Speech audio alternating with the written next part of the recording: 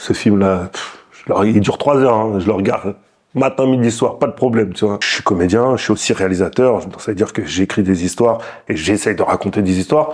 Et je vais me servir de cet art pour essayer de faire passer des messages ou montrer des choses et faire avancer les choses, tu vois. Là, on met un grand noir parce que le personnage, faut que ça soit un grand vigile, donc ça va être un noir, tu vois ce que je veux dire. Quand par exemple c'est cherche chirurgien, non, tu vois, je veux pas me plaindre. Notre carrière, elle est jamais là où on voudrait qu'elle soit, mais je vis de ça et je suis très content, tu vois, déjà. Yo, yo, yo, ici votre gars John. Bienvenue dans Pour la Culture, l'émission qui fait intervenir artistes, sportifs, entrepreneurs. Aujourd'hui, notre invité du jour s'appelle Jonas Dinal, réalisateur, acteur, qui va venir nous parler de son parcours et de sa vision de la culture.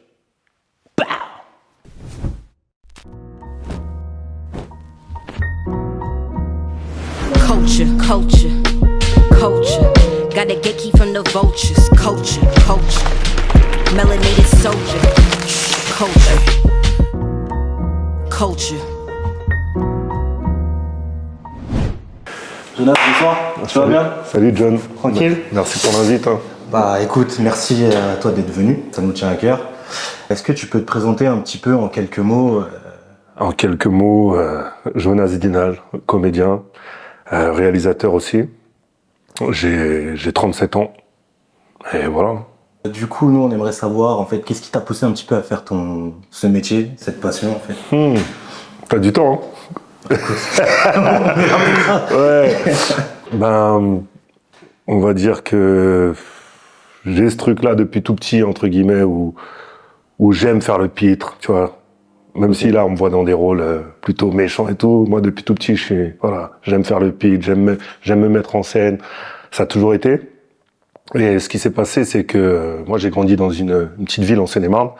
Et ce qui s'est passé, c'est que, on va dire, vers 2005, donc j'avais déjà 20 ans, il y a un animateur de mon quartier qui nous a proposé de faire du théâtre en amateur. Donc, moi, je me suis dit pourquoi pas. On avait une petite troupe. On écrivait nos sketchs, on se mettait en scène et tout. Et après, on allait jouer dans la salle communale de 400 personnes. Okay. Donc, on l'a fait une fois et après, on a pris goût. Hein. Ouais. C'est parti pendant plusieurs années. On avait des petits ateliers théâtre à la MJC. Et puis, les gens, ils m'encourageaient. Ils me disaient, t'as un petit truc, tu devrais essayer d'en faire ton métier. Tu vois, moi, voilà, j'étais dans mes études. J'ai commencé même à travailler. J'avais un CDI. Et puis, un jour, j'ai tout arrêté et je me suis dit, ouais, je vais essayer de me professionnaliser. T'as été attiré par le domaine, quoi. Okay. Exactement. Et à partir de là, j'ai fait des cours de théâtre sur Paris, des cours d'acting sur Paris, okay. Plus ciblé cinéma. Et ça, c'était en 2010. Donc, j'ai fait 1 an et demi là-bas. Je suis sorti mi-2011. Et depuis, les choses, elles ont avancé petit à petit. Voilà, j'ai eu la chance de faire partie de la promotion Talent Cannes en 2012. On va dire, c'est un peu la sélection Miss France des jeunes comédiens français. On était 20 à être choisis sur plus de 1000 et à présenter notre film à Cannes. Donc, en tant que jeune comédien, c'était plutôt cool comme expérience. Et c'était une belle mise en avant, tu vois. C'était un petit tremplin. Et voilà. Et depuis, on avance et on est là où on est. Tu fais ton petit bonhomme de chemin, quoi. Exactement. Okay. On parlera peut-être tout à l'heure un peu plus du côté réalisateur, du côté acteur et tout, mais voilà, en gros, c'est ça. Ok. Est-ce que par rapport au fait que tu me dis que tu étais aussi réalisateur, est-ce que tu peux nous parler un petit peu des projets que tu as entrepris? Enfin, est-ce que tu as déjà entrepris des projets?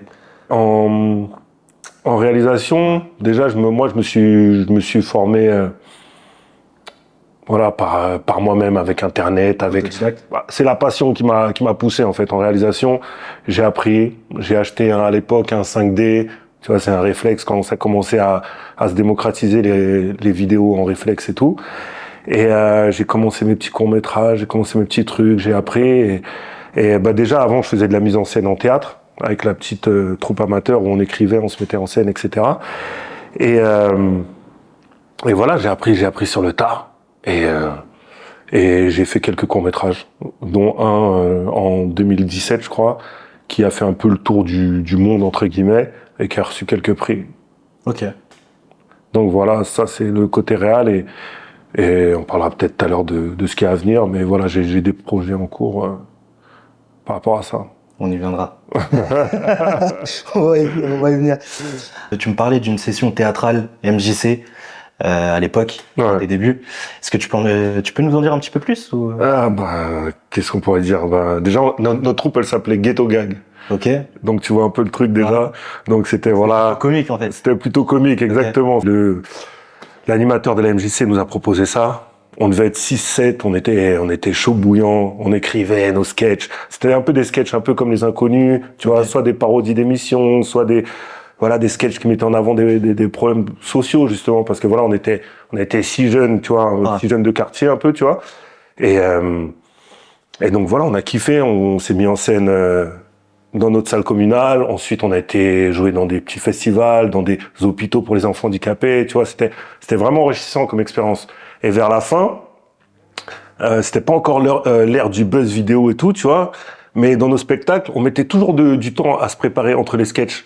Et on s'est dit un jour, vas-y, viens, on fait des vidéos comme ça pour faire patienter les gens entre deux sketchs pendant qu'on se prépare, pendant qu'on change les décors. Et là, on a eu une idée, on a fait une vidéo qui s'appelle Mamadou le grand frère. On l'a diffusée là-bas, les gens ils ont rigolé. Après moi je me suis dit bon vas-y, la vidéo elle dure 15 minutes, je vais la mettre sur internet, tu vois, il y a peut-être 1000 personnes qui vont la voir. C'est toujours ça, tu vois, à l'époque YouTube il faisait pas 10 minutes, Elle existe encore cette vidéo? c'était que Dailymotion. Attends, on verra. Je suis pas sûr. Tu vois, à l'époque, il y avait que Dailymotion qui faisait des vidéos de plus de 10 minutes, tu vois. Donc, on l'a mis sur Dailymotion, comme ça. Et frère, en une semaine, il y avait 200 000 vues. Après, ça a tourné. Ça a atteint des millions de vues ici et là, tu vois. Il y a des gens qui reprenaient, qui repostaient et tout, qui repostaient des parties, tu vois. Et c'était pas encore l'ère du buzz vidéo ou sinon de la vidéo rémunérée et tout, tu vois. On n'était pas sur ça, tu vois, mais. C'était les prémices, en fait, des Mais c'était un truc de ouf. C'était en 2008, 2009, tu vois. Ah ouais, quand même. Et c'était un truc de ouf. Mec, partout où j'allais, à cette époque, j'allais en soirée, ou sinon j'allais au sport, j'allais ceci, cela. À chaque fois, il y a des gens qui Commençais à goûter à l'autorité un petit peu. Ouais, mais non, mais c'était kiffant, tu vois. Ok. C'était kiffant de voir que les gens, ils ont rigolé à ton concept et tout. Moi, je me rappelle, pour l'anecdote, même Pascal, le grand frère lui-même, il en avait parlé sur un JT et tout, tu vois. Ah, donc en fait, c'était une parodie de... Ouais, c'était une parodie de Pascal, le grand frère, mais c'était Mamadou, le grand frère. Ok. Donc, tu vois, un peu, c'est pas la même façon de Mais Jonas, redresser on veut les savoir, enfants. est-ce que la vidéo est encore... On verra. Ok. Ouais. Donc voilà, et ensuite c'est l'année d'après ou 1 an ou 2 ans après que j'ai fait mon école d'acting. J'ai arrêté mon CDI pour faire une école professionnelle sur Paris. Ok. Ouais. Et c'était Ça pas c'était en 2010. J'ai fait de 2010 à 2011, à mi-2011 mon école. Ouais. Ok. C'était pas trop difficile de quitter ton milieu professionnel pour... C'était un pari à prendre, hein. C'était un pari à prendre. Que t'as réussi, je suppose. Que j'ai réussi, je sais pas, mais en tout cas c'est un pari que je regrette pas. C'est un pari que je regrette pas. Après, je sais que c'est un métier qui est quand même assez compliqué. Enfin, je veux dire, le domaine dans lequel t'es rentré est assez compliqué. Est-ce que tu peux nous parler un petit peu des difficultés auxquelles t'as dû faire face? Bah, franchement, déjà c'est un métier compliqué déjà. Le métier de comédien, c'est un métier compliqué parce qu'on est beaucoup d'appelés pour très peu d'élus, tu vois. Sur Paris, on dirait il y a que des comédiens, tu vois. Et après, ben voilà, il y a des castings, il y a 200 personnes qui vont y être. Au final, il y en aura qu'un, donc il y a pas de la place pour tout le monde. Donc faut arriver à se faire sa place. Tu vois, moi j'ai des potes comédiens avec qui j'ai fait l'école d'acting. Il y en a certains, ils ont arrêté. Il y en a certains, ils continuent. Il y en a certains, ils galèrent. Il y en a certains, c'est mieux, tu vois.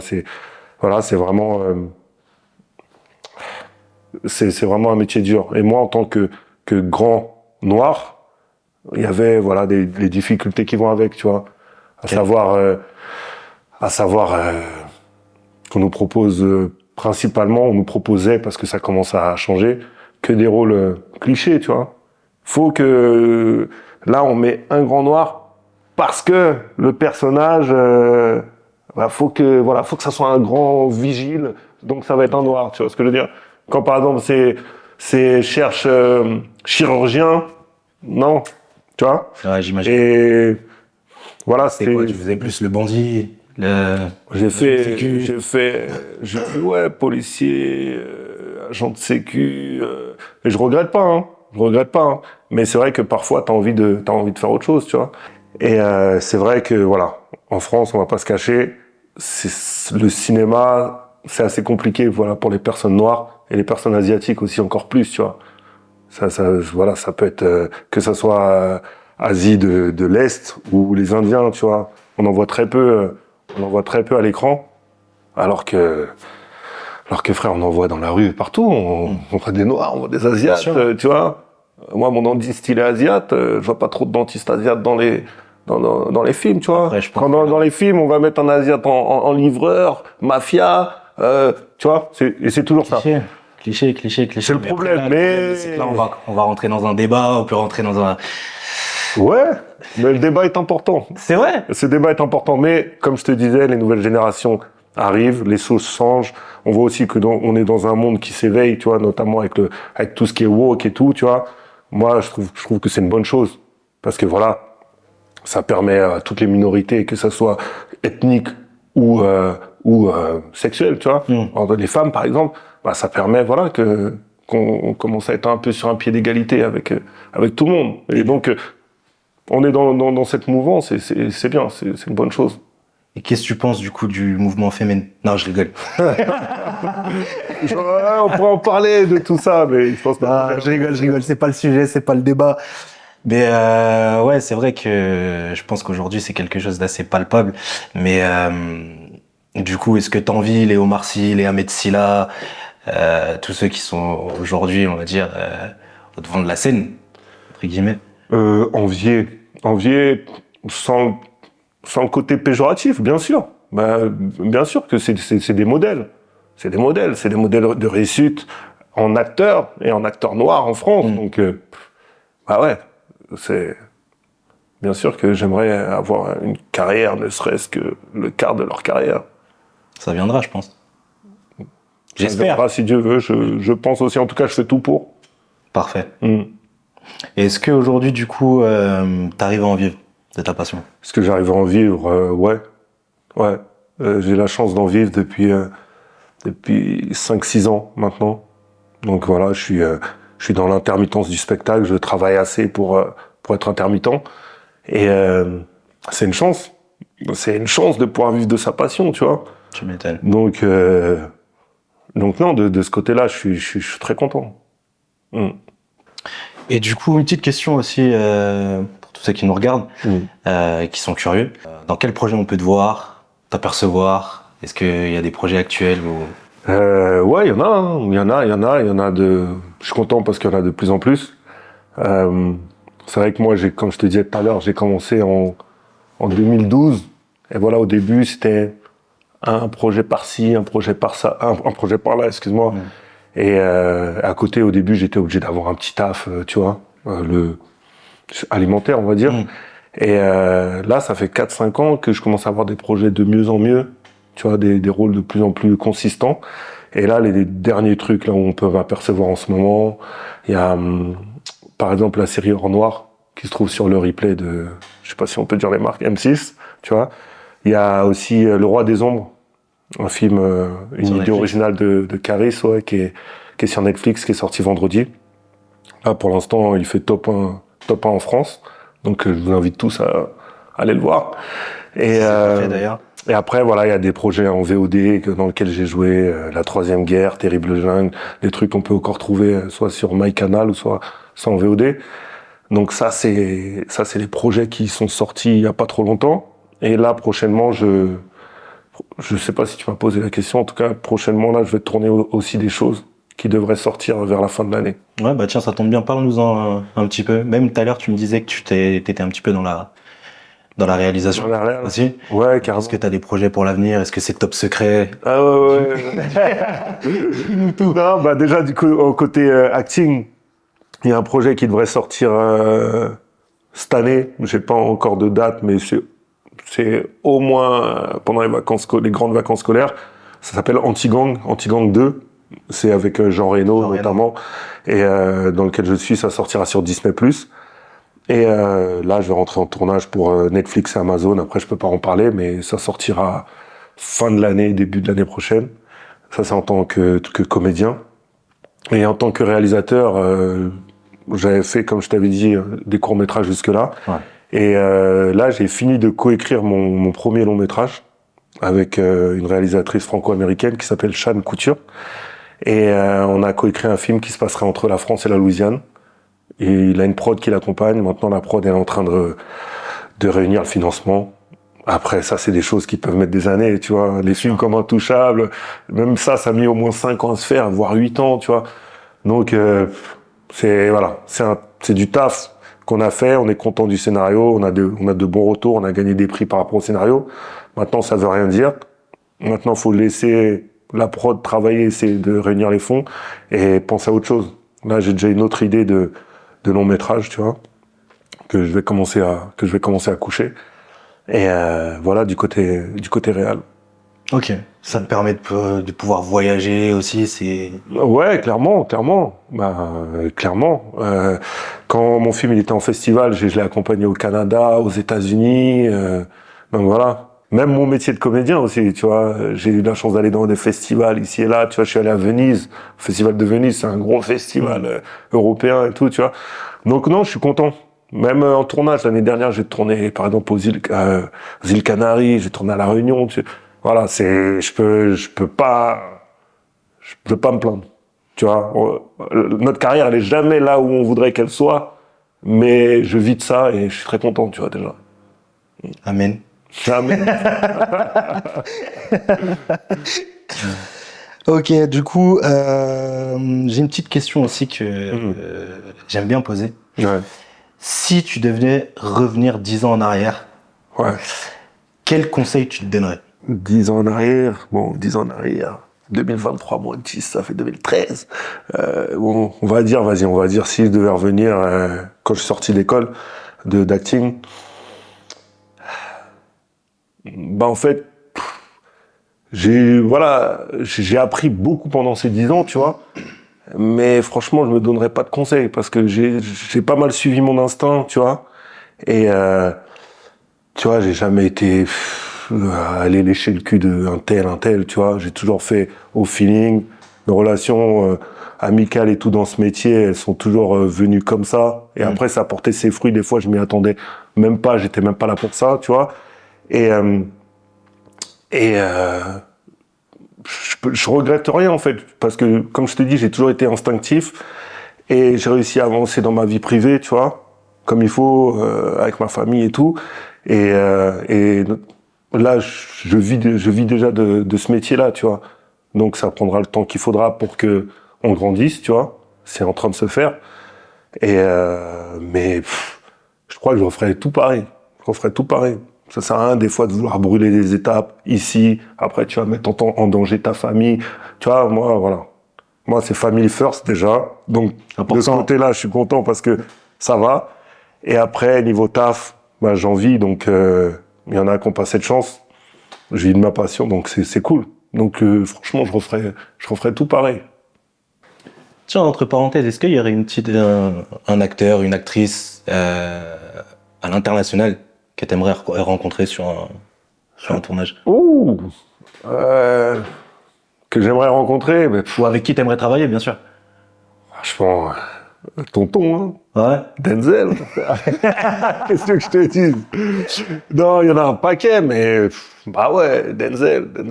Ouais. Ouais, Ok. bien sûr. Est-ce que du coup, ça revient à ma prochaine question, quels sont les acteurs ou personnes dans le métier qui t'inspirent et pourquoi? Ouais, de parler par rapport à mes différentes casquettes, on va dire, en tant qu'acteur, il y a des personnes comme Denzel Washington. On sait pourquoi, hein, pour son immense carrière, pour son exemplarité, tu vois, c'est un modèle, même, tu vois, même niveau mentor. C'est un mentor, ce mec, tu vois. Donc vraiment, c'est le tonton, lui. Donc c'est le tonton du game. Et il est respecté à travers le monde. Et moi, voilà, je suis un des premiers fans de Denzel. Après, plus récemment, il y a des personnes comme Idris Elba, etc. Quand j'ai commencé, quand j'ai commencé ce game, il y avait The Wire, etc. On découvrait Idris Elba. Et moi, en tant que jeune comédien noir, grand et tout, c'est tout de suite dans des mecs comme ça que je me reconnaissais, tu vois. Après, il y en a tout plein. En femme, il y a Viola Davis. Immense actrice, tu vois. Donc voilà. Je te donne l'exemple d'acteurs qui me parlent directement, tu vois. C'est des acteurs noirs, tu vois. Mais après, il y a tout plein d'autres acteurs qui ont des jeux impressionnants et qui m'inspirent tout autant, mais peut-être pas tout autant, mais qui m'inspirent aussi, tu vois. Comme qui? Comme DiCaprio, frère. Lui, c'est des masterclass tout le temps. Ouais. Tu vois, il y a des mecs comme ça. Mais c'est vrai que moi, je me reconnais plus dans du Denzel, de l'Idris Elba, voilà, tout plein de mecs comme ça. Après, il y a le côté réalisateur. Des mecs qui m'inspirent, Ryan Coogler, par exemple. Tu vois, Ryan Coogler. Les Creed, les... Ouais, mais d'abord Fruitvale Station. C'est un de ses premiers films, Fruitvale Station. J'ai même vu ses courts-métrages aussi qui étaient cool. Mais Fruitvale Station avec Michael B. Jordan, ce film, il m'a mis une bonne claque. Il m'a mis une bonne claque, tu vois. Ça c'est j'ai kiffé, tu vois. Donc il y a lui, il y a Jordan Peele, il y a aussi Steve McQueen. Steve McQueen, pas le comédien, là, le réalisateur, celui qui a fait 12 Years a Slave, etc., tu vois, qui a fait, voilà. Donc tous ces acteurs, tous ces réalisateurs, voilà, ils m'inspirent grave, parce que j'aimerais avoir ne serait-ce le quart de leur talent et de leur carrière, tu vois. Et après, niveau dans la vie, niveau, on va dire, politique, etc., tu vois, j'ai toujours pris des exemples un peu comme Thomas Sankara, tu vois. C'est pas le seul, mais Thomas Sankara, c'est le symbole même de la détermination, tu vois, de la lutte, pas de compromis, tu vois, de l'intégrité, tu vois. Et ça, c'est des valeurs qui me parlent beaucoup, tu vois, de la fidélité à son peuple, à ses amis, à tout. Et voilà, des mecs comme ça, c'est des mecs qui guident un peu mes pas, on va dire, tu vois. Tu te sens dans une lutte aujourd'hui par rapport à... Fatalement. Ouais. Fatalement, déjà en tant qu'homme noir, tu vois. C'est une lutte invisible, mais c'est une lutte au quotidien, tu vois, parce que on va pas rentrer dans ces débats-là, mais on sait que pour les minorités, notamment pour les Noirs, là, on a les mêmes chances au départ, tu vois. Donc déjà, dans ma vie d'homme noir lambda, bien sûr que c'est une lutte et c'est quelque chose qui me parle. Et après, dans ma vie d'artiste, voilà, moi, je suis comédien, je suis aussi réalisateur. Ça veut dire que j'écris des histoires et j'essaye de raconter des histoires. Et je vais me servir de cet art pour essayer de faire passer des messages ou montrer des choses et faire avancer les choses, tu vois. Donc, voilà. Tu peux nous parler nous faire un top de tes 3 films préférés, du coup. Cette question, elle est compliquée. Cette question, elle est toujours compliquée, cette question. Mais là, par rapport à ce que tu es en train de nous dire depuis tout à l'heure, je pense que ça... Après... C'est quand même assez dirigé.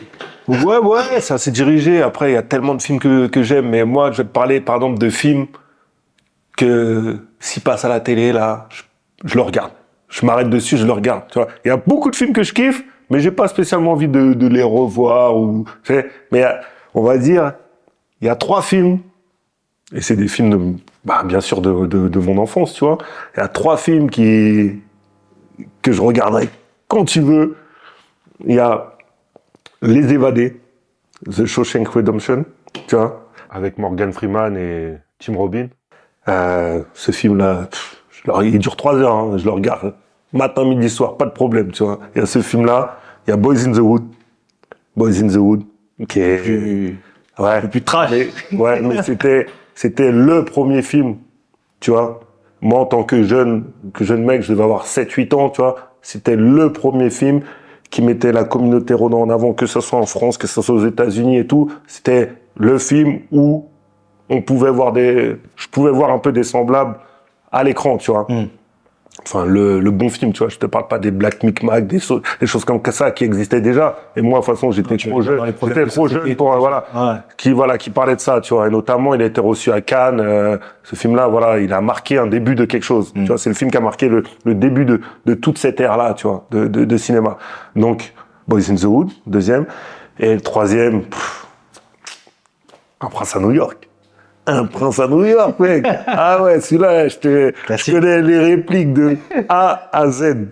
Non, Un Prince à New York. Et après, ouais, ça, c'est des films qui ont marqué mon enfance et que je pourrais regarder volontiers n'importe quand.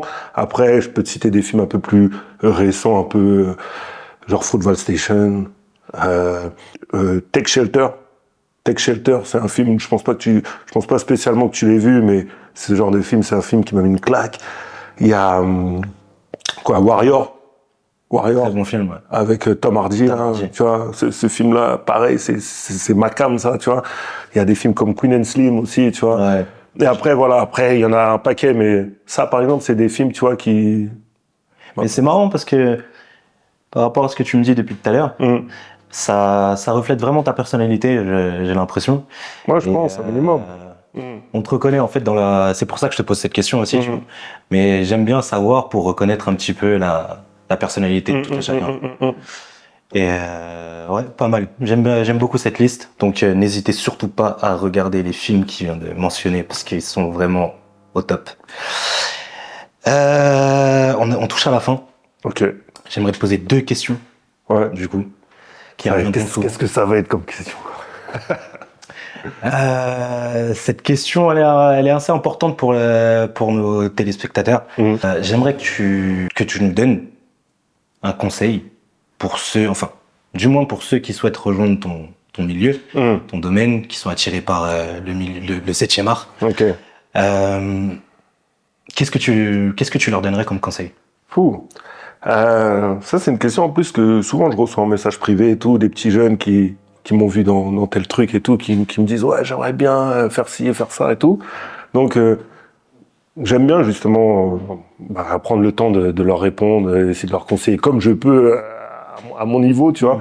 Et moi déjà un des premiers conseils, c'est que le cinéma, faut que ça t'attire pour les bonnes choses déjà. C'est pas pour la fame, c'est pas pour l'argent, parce que tout ça peut ne jamais arriver. Et ou sinon, ça peut mettre tellement de temps à arriver que c'est pas ça qui va te faire tenir, tu vois. Faut vraiment déjà que tu sois passionné, voilà, que t'aies vraiment envie de faire ça, tu vois. C'est-à-dire que même si tu dois avoir un petit boulot alimentaire pendant un certain temps et tout, faut que ça soit ça ta passion et que t'essayes de le faire vraiment, tu vois. Tu te rendes disponible tu peux pas essayer à moitié. Tu peux pas avoir un CDI à plein temps, etc. et tenter vraiment d'en faire ton métier, tu vois. Au bout d'un moment, il faudra que tu te lances. Faut pas hésiter à prendre des cours d'acting. Parce que au-delà du fait que tu vas apprendre des choses, fatalement, c'est déjà un premier réseau que tu vas te faire dans l'école. Dans l'école de comédien, c'est déjà un premier réseau que tu vas te faire. Des liens qui vont se nouer, des liens de travail, etc. Donc, je leur conseillerais de ne pas snober les écoles d'acting. Je leur conseillerais de tenter à fond. Et c'est un métier d'endurance. C'est-à-dire que tu passeras forcément par des gros doutes, par des envies d'arrêter parce que ça va passer vite, etc., etc. Mais voilà, faut être prêt à prendre le temps de. Tout à fait. Il y a une bonne expression qui dit ça prend du temps pour être connu du jour au lendemain. Tu vois ce que je veux dire? C'est vrai. C'est-à-dire que parfois, on voit un mec là, oh, il a réussi, putain, c'est bête d'acteur, tout ça, mais ce mec-là, ça fait 15 ans, 20 ans qu'il est en train de taffer son truc, tu vois. Donc voilà, faut d'abord que ça soit la passion qui porte et après le reste va se faire, tu vois. Ok. Pour la conclusion, Jonas, on aimerait avoir ta définition de la culture, s'il te plaît. La culture, c'est vaste, hein, mais la culture, ça représente un peu tout ce qu'on apprend, tu vois, l'apprentissage, la connaissance, l'art, tu vois, et c'est aussi, pour moi, la transmission, tu vois, parce que la culture, on la transmet aux autres générations, etc., tu vois. Et moi, à mon niveau, en tout cas, la culture artistique, j'essaye de m'en servir comme je peux, tu vois. Il y a un proverbe qui dit si t'as pas de culture, si un peuple n'a pas de culture, il a pas d'âme, tu vois. Et il y avait un film notamment, Monuments Men, Un film Monument Men, c'est des mecs dans la Seconde Guerre mondiale. Avec Clooney. Ouais, Clooney qui était chargé de récupérer les œuvres d'art que Hitler avait enfermées. Ouais. Parce que Hitler, en fait, il comptait les brûler. Parce qu'en fait, si t'effaces toute trace artistique ou même les livres sur quelqu'un, ce qui est de la culture, bah, après, il n'existe plus. C'est-à-dire que dans 200 ans, 300 ans, si Hitler, par exemple, avait effacé toutes les œuvres françaises, tous les livres français, bah, dans 200, 300 ans, les jeunes qui naîtraient, c'est quoi la France? Il y a rien pour expliquer ce que c'est la France, tu vois.